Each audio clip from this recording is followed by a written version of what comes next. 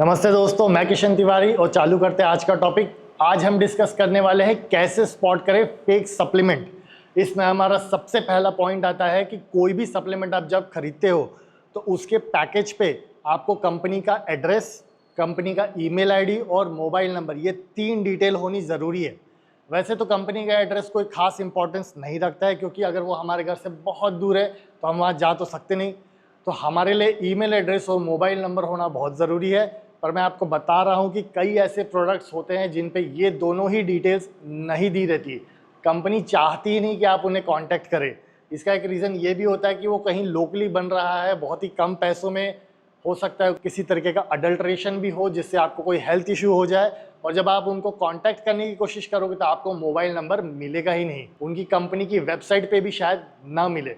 सो आपको जब भी आप प्रोटीन खरीदने जाओ या कोई भी सप्लीमेंट खरीदने जाओ, आपको देखना है कि उस पर कंपनी का एड्रेस, उसका ईमेल आईडी और उसका मोबाइल नंबर दिया ही रहना चाहिए। नेक्स्ट पॉइंट हमारा आता है बारकोड।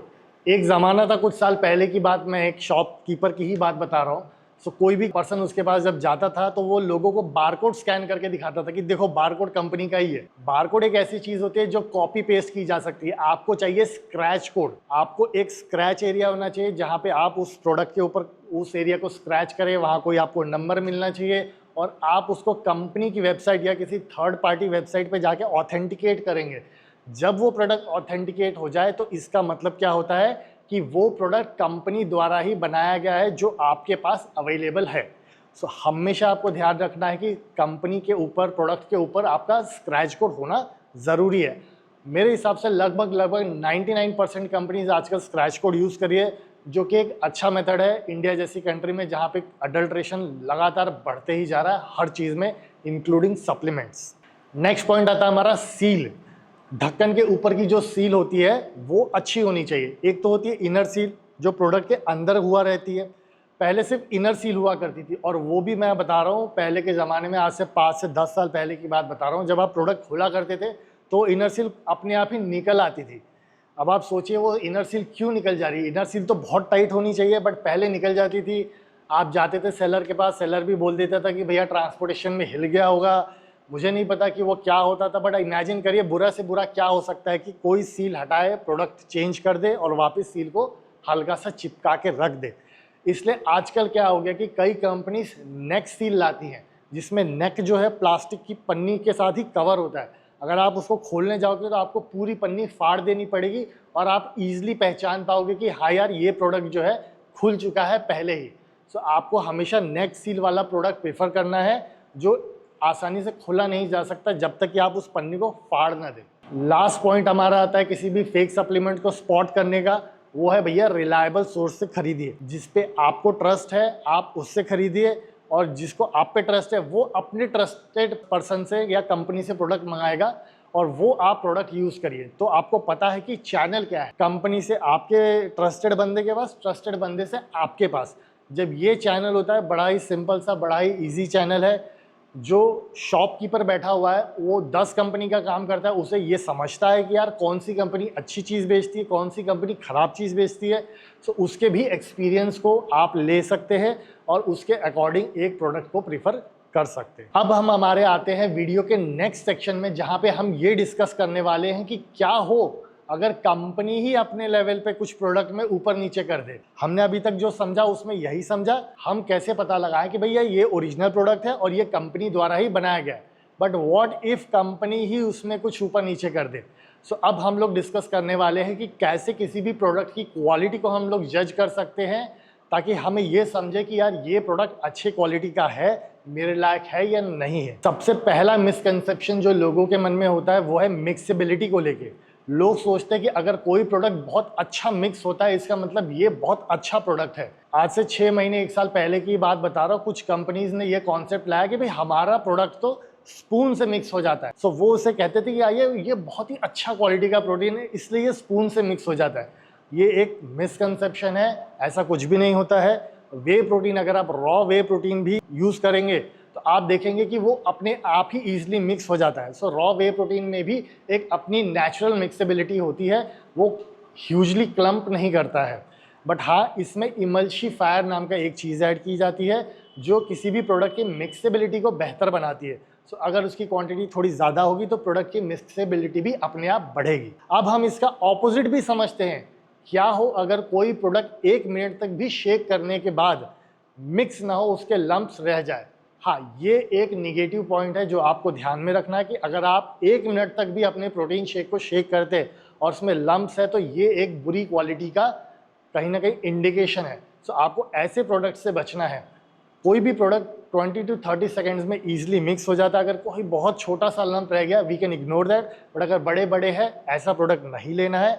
और जो बहुत अच्छी मिक्सेबिलिटी क्लेम करते हैं और उसके लिए आपसे 500 to 1000 रुपीज़ ज़्यादा चार्ज करते हैं, इनके भी प्रोडक्ट से आपको बचना है। नेक्स्ट पॉइंट आता है हमारा आजकल लोगों का सबसे फेवरेट, वो है फ्लेवर। हर कोई चाहता है कि उसका प्रोडक्ट बहुत ही अच्छा टेस्ट करे, बहुत ही बढ़िया सा फ्लेवर हो। डेफिनेटली मार्केट में बहुत अच्छे फ्लेवर अवेलेबल है, बट अच्छे फ्लेवर्स को बनाने के 2 तरीके होते हैं।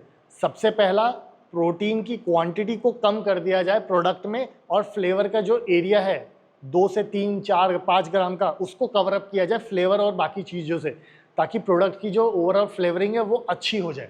सो ये लॉजिक आपको समझना है कि जब फ्लेवरिंग बहुत अच्छी होती है तो कहीं ना कहीं प्रोटीन क्वांटिटी घटने के चांसेस होते हैं।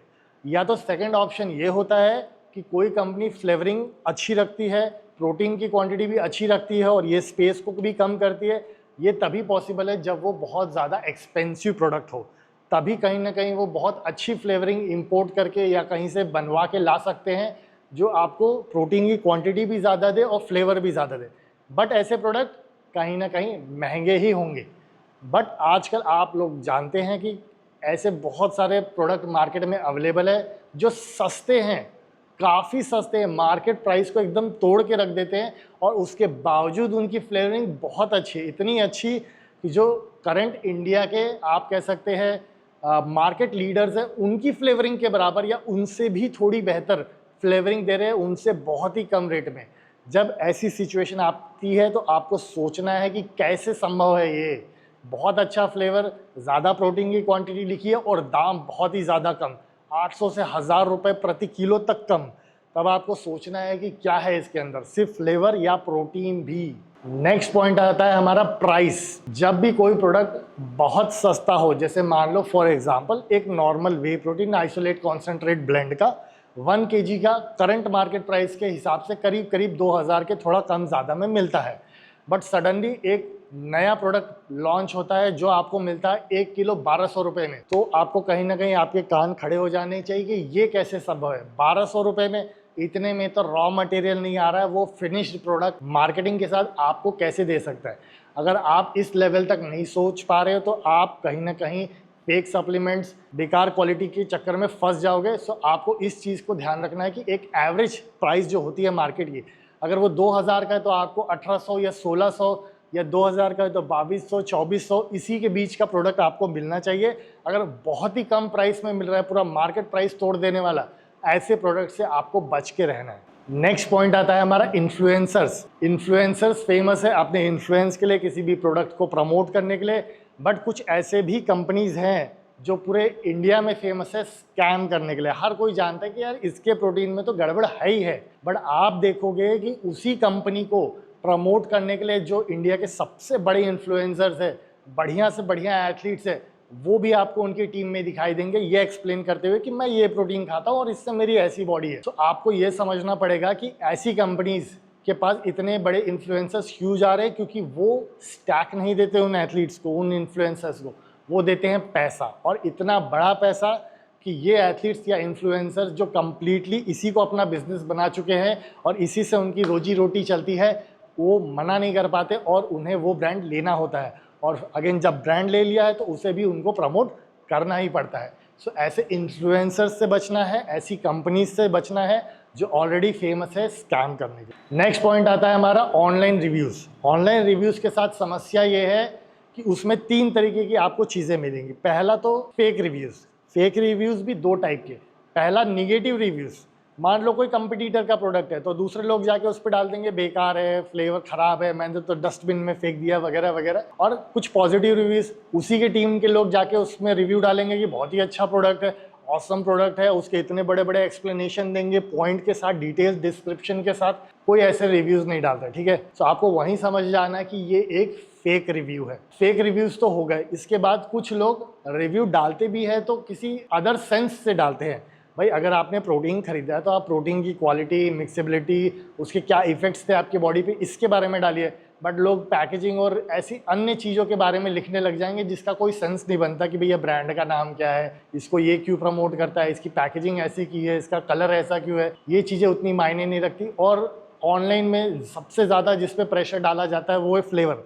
अगर फ्लेवर नहीं पसंद आया, लोग डायरेक्टली उस प्रोडक्ट को 2 स्टार 1 स्टार डाल देते हैं, जबकि उसकी क्वालिटी और उसके रिजल्ट्स बहुत अच्छे होने के बावजूद। सो आपको ये ध्यान रखना है कि फ्लेवर तभी अच्छा आता है जब आप खर्चा करते हैं।